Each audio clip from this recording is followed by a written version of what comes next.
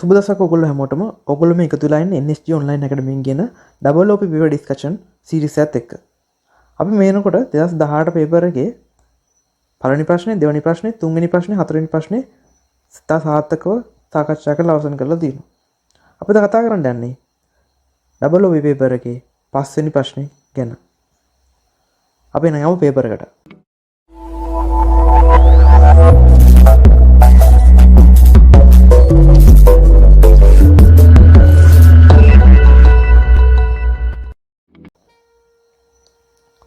Paper के पलवेनी topic अहना पस्सेनी प्रश्न दी पस्सेनी प्रश्ने එක කොටස verify describe two object oriented programming concepts. හරි. ඒ කියන්නේ අපෙන් අහනවා describe කරන්නලු object oriented programming concept දෙකක් explain කරලා describe කරලා දාන්න. explain කරන්න එතකොට තියෙනකොට අපි දන්නවා object oriented programming concept හතරක් තියෙනවා.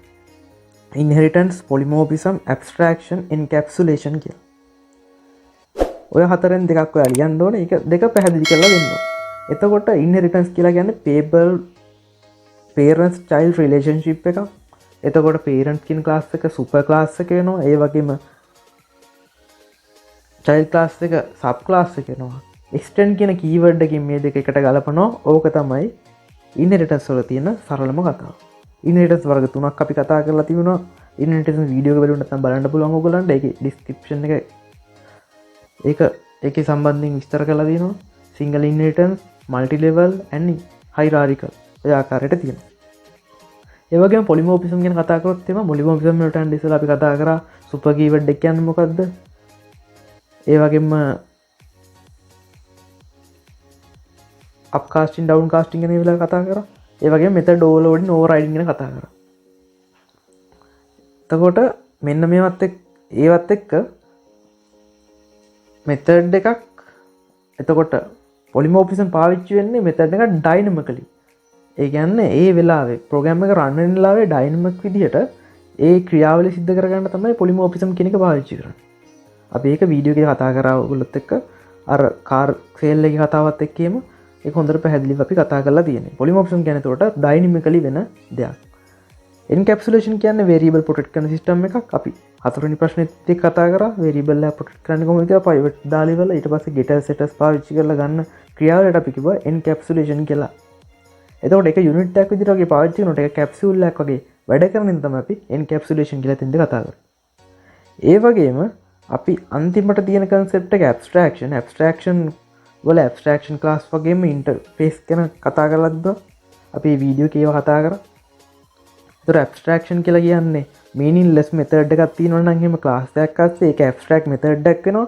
abstract method එකක් හර තියෙන class එකට අපි කියනවා abstract class එකක් කියලා. ඔය ගැන අපි කතා කරලා දිනවා. ඕවා ඔයගොල්ලෝ ගලපලා ඉවරලා ලියන්න තමයි තියෙන්නේ. concept හතරෙන් දෙකක් ලිව්වා. ඊට පස්සේ ඒකේ තියෙන දේ ගලපලා විස්තරාත්මකම ඔයාගේ වචන ලිව්වා නම් මේකට ඔයගලන්ට ලකුණු හම්බ වෙනවා. ඒක තමයි එතකොට පස්වෙනි ප්‍රශ්නේ පළවෙනි කොටසට උත්තරේ. ඒ වගේම පස්වෙනි ප්‍රශ්නේ දෙවෙනි කොටස තියෙනවා අපිට what are abstract and concrete class in Java. හරි. concrete class කියන්නේ මොකද්ද? abstract class කියන්නේ මොකද්ද කියලා අපෙන් අහන්න දැන්. මොකද්ද එතකොට abstract class එකක් කියලා කියන්නේ?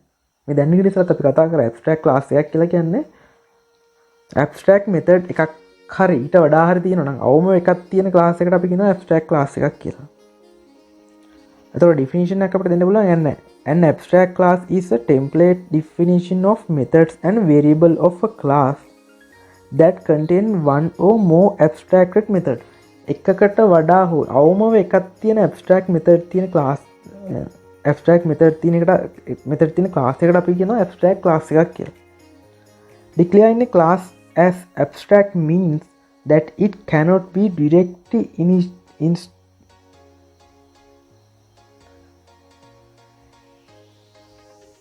instantiated, which means that an object cannot be created from it.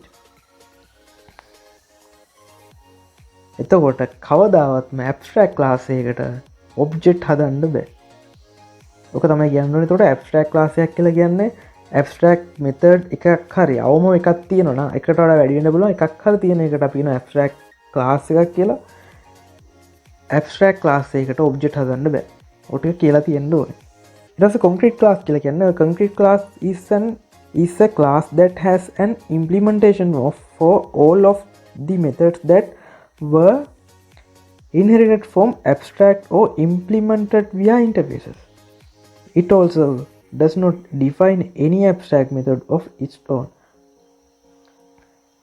එක abstract method එකක්වත් ඒ class එක ඇස්සේ නැතුව interface එකකින් හරි interface එකකින් implement වෙලා හරි ඒ වගේම මොකක් හරි class එකකින් extend වෙලා හරි තියෙන එකට අපිට කියන්න පුළුවන් concrete class එකක් කියලා.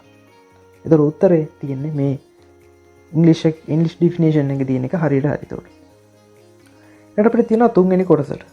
තුන්වෙනි කොටසේ තියෙනවා පස්වෙනි ප්‍රශ්නේ තුන්වෙනි කොටසේ program එකක් තියෙනවා. මේකෙදී අපෙන් අහනවා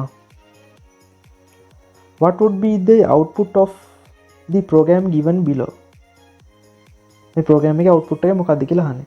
which object oriented programming concept is represented through the program.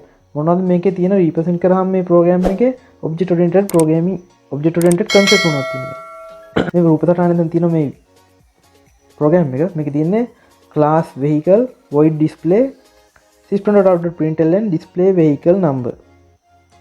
ඊට bracket වහලා තිනවා. ඊට පස්සේ ඊළඟ class එකට ගිහලා class car extend vehicle void display system.out.println display car number. ඊට පස්සේ main method එක හදලා තිනවා. ඒකේ object හදලා තිනවා car1 new car vehicle c2 new car c1 display c2 display. මෙතනින් ප්‍රධාන වශයෙන්ම මේ extend keyword එකෙන් අපි දන්නවා inheritance කියන එක පාවිච්චි කරලා තියෙනවා කියලා. එතකොට ඒක හරි. ඒ වගේම මේ inheritance එක ASCII void display කියන එක vehicle class එකෙත් තියෙනවා car කියන class එකෙත් තියෙනවා. එතකොට vehicle කියන class එක මේක extend කරලා තින්න හින්දා parent class එක වෙනවා. car කියන class එක child class එක වෙනවා. නැත්නම් sub class එක වෙනවා. එතකොට parent class එකේ තියෙන parent class එකේ තියෙන method එකක් sub class එකේදී වෙනස් කිරීමේ ක්‍රියාවලියට අපි කිව්වා method overriding කියලා. එතකොට මේකේ system.out.println display vehicle number එක වෙනස් කරලා දෙනවා system.out.println display car number කියලා. එතකොට එතෙන්දී inheritance වෙච්ච මේ class දෙක අතරේ override වීමක් සිද්ධ වෙලා තියෙනවා. එතකොට override වෙනවා නම් එතෙන්දී polymorphism කියන concept එක පාවිච්චි කරලා තියෙනවා. ඒතර inheritance පාවිච්චි කරලා තියෙනවා polymorphism කියන එක පාවිච්චි කරලා තියෙනවා. ඊට පස්සේ මෙතන මේ main method එකකින් පස්සේ car1 new car කියලා object එකක් හදලා තියෙනවා. car වලින් ඒ වගේම vehicle උත් හදලා තියෙනවා object එකක් new car කියලා. ඒතකොට ඒක හදලා තියෙන්නේ polymorphism වලින් කියලා ඔයාලට අනිවාර්යයෙන්ම තේරෙනවා. මොකද අර parent ගේ තියෙන ලක්ෂණ අරගෙන parent ගේ තියෙන ඒ දේ අරගෙන child විසින් හදපු object එකක් එතන තියෙනවා. එතකොට මේකේ output එක විදිහට අපිට හම්බෙන්නේ මොකද්ද?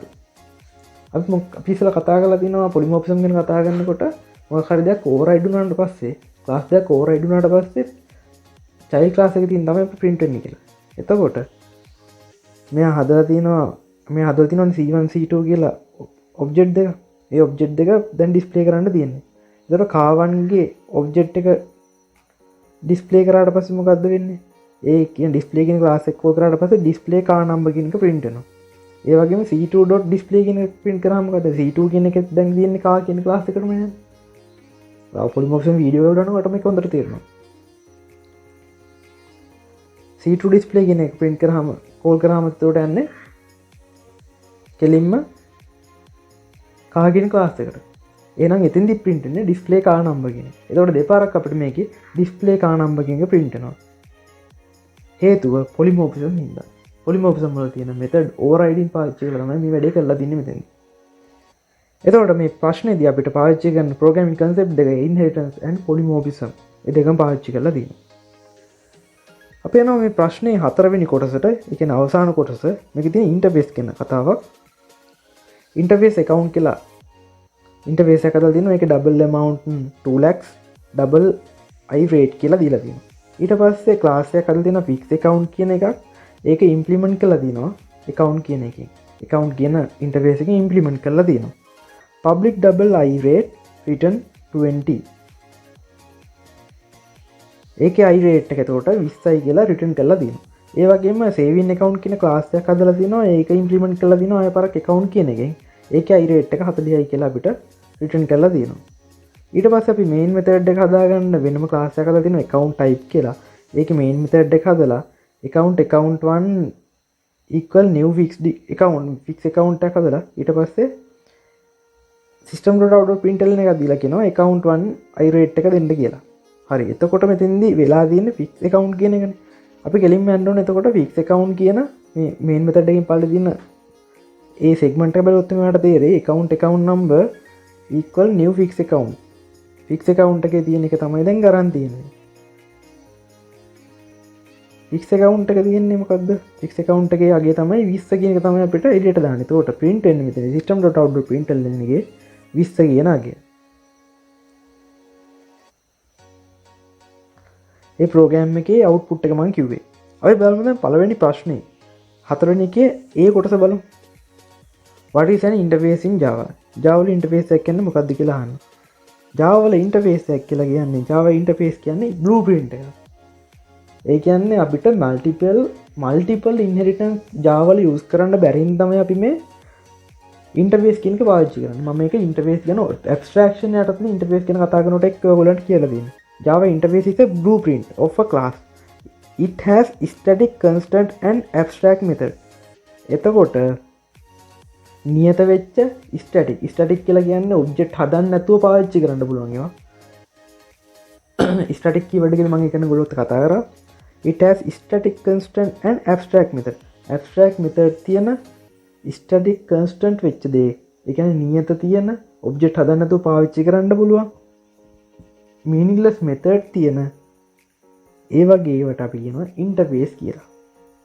ප්‍රධාන වශයෙන් මේ interface පාවිච්චි කරන්නේ අර multiple inheritance අපිට Java වල use කරන්න බැරි නිසා. එතකොට මේක උත්තරයක් විදිහට අපි දෙන්න පුළුවන් Java interface is a blueprint of a class. It has static, constant and abstract method.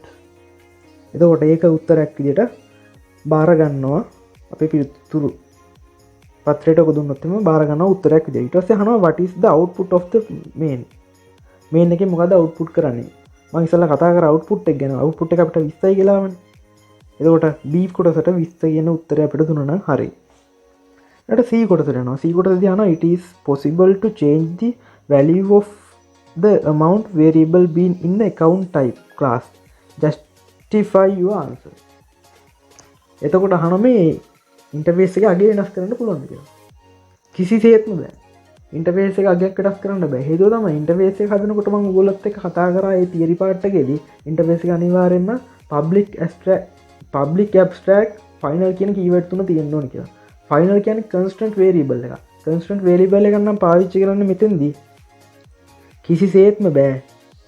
ඔයගොල්ලන්ට ඒක අගයන් වෙනස් කරන්න. එතකොට එන්නේ නිසා මේක අහන්නේ possible කියලා නෑනේ. ඒ කියන්නේ අගය වෙනස් කරන්න පුළුවන්ද කියලා නෑනේ. ඒක බෑ no කියලා දෙන්න ඕනේ. එතකොට දැන් no කියලා දුන්නා ඒක වෙන්නේ ඇයි කියන එක ඒක එක්ස්ප්ලেইন කරන්න. එතකොට interface කියන එක public, static and final. අන්න ඒක නිසා තමයි public, static, final. final කියන keyword එක ආව නම් වෙනස් කරන්න බෑ. අන්න ඒ නිසා අපිට කියන්න පුළුවන් මේක no. හේතුව තමයි interface fields are public, static and final default.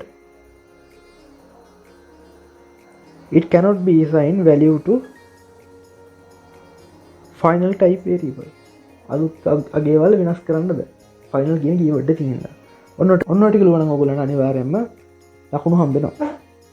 එහෙනම් මම දැන් කතා කරලා තියෙනවා 2018 පේපර් එකේ 5 වෙනි ප්‍රශ්නේ වෙනකම්. අපිට Java programming double OP concept තියෙන මේ මොඩියුල් එකේ ප්‍රශ්න 5ක් ලියන්න ඕනේ මේ පේපර් එකේ. ප්‍රශ්න 6ක් තියෙන පේපර් එකේ ප්‍රශ්න 5ක් ලියන්න ඕනේ. දැන් ප්‍රශ්න 5ක් කතා කරලා තියෙනවා. මම හිතනවා මේ කතා කරපු දේවල් ඔයගොල්ලන්ට තේරෙනවා ඇති කියලා. එහෙනම් අපි තවත් වීඩියෝ එකකින් ඉක්මනට බලමු. එහෙනම් අපි